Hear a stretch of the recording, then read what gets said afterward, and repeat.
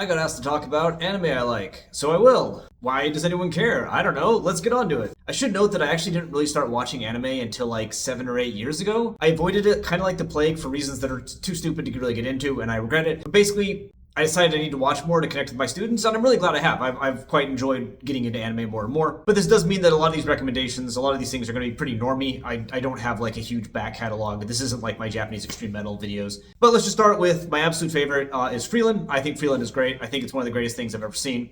I love the story. I love the slow pacing. I don't see pacing like that anymore very much in like modern media. It's all fast, and this is more about, it's a show about the passage of time, and it's just about spending time with these characters. All the troubles they encounter, all the villains, whatever, they're not really part of the story. It's just about the journey and the characters and what it means to spend time with people and how those experiences change you. It's so good. I've read all the manga that are out so far in Japanese, thank you very much. And I just can't wait for every volume. It's one of the few things I've also read where I think that the anime actually elevates the manga. I think that the anime is perhaps better because it takes these pages that are just, a bunch of single panels and like fleshes them out in a way that really benefits the story. It's lovely, and I just cannot recommend it enough.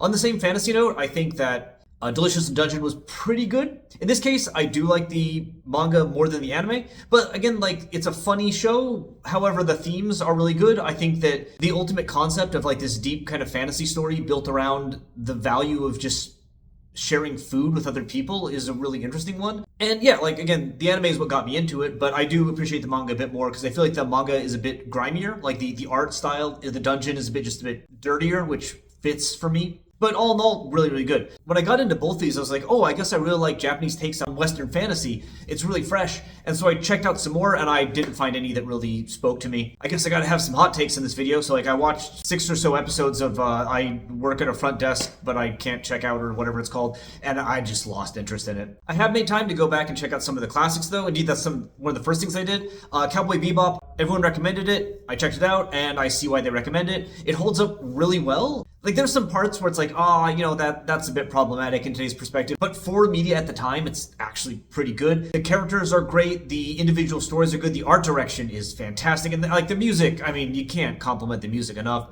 It's just a really good show. My one critique is that it does feel like they tried to turn it from an episodic show into a show with an overarching plot a bit quick.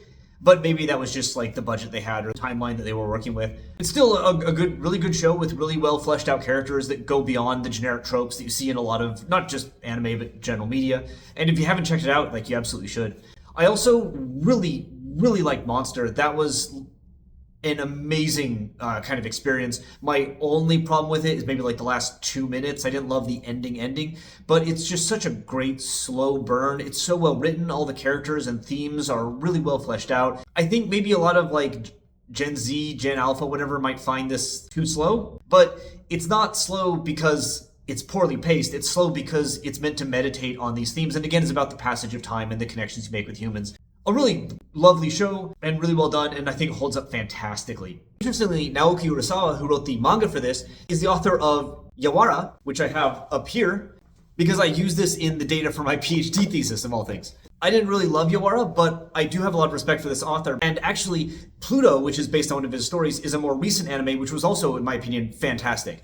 A really great kind of gritty noir reimagining of Astro Boy, but not in the like, ooh, everything's dark and sad. It is dark and sad, but there's more to it than that. And again, my only critique is that I think the last 5 minutes aren't great. There's a secondary antagonist, which is introduced, in my opinion, way too late and not fleshed out, but it's really, really minor. The rest of it's amazing. And there's like this episode within the story about a robot built for war that's learning to play the piano that, in my opinion, is just beautiful. Like, it could stand as its own movie, and I would have been completely satisfied with it.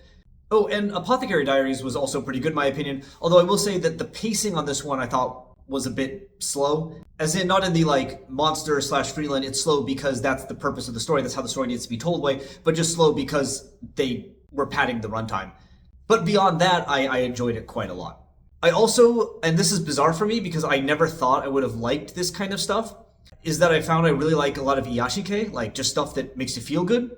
Yuru-chan especially is just lovely. Like, it's hard for me to recommend it to people because there's no plot. It's just these girls go camping and then they get ready to go camping again and then they go camping again. Like, that traditional kind of a story has a denouement and a conflict and this.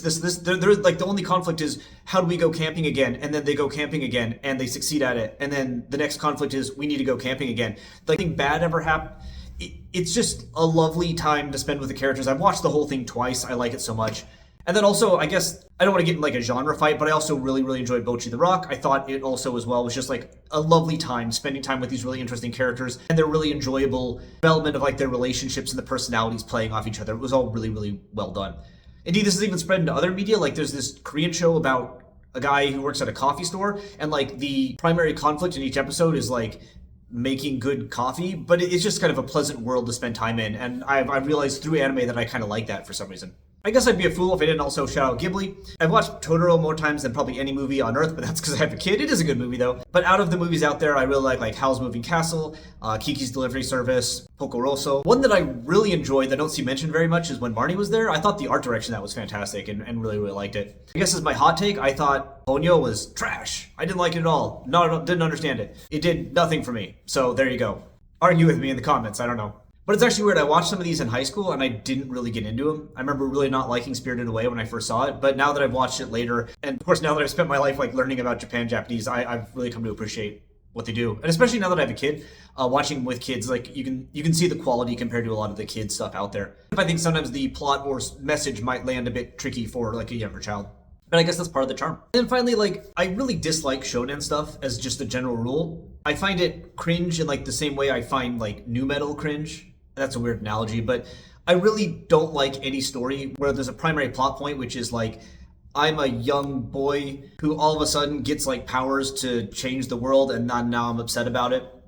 Woe is me, I'm the strongest person on earth. I can't stand that stuff. It reminds me of like the fantasies I had when I was 14 and I don't like revisiting that period of my brain. It's not a character I want to invest in. So like Attack on Titan, I couldn't do it. I watched the whole first season. I thought the art direction was fantastic. I thought the fight scenes were amazing. I loved the design on the non-thinking Titans. I thought they were really creepy.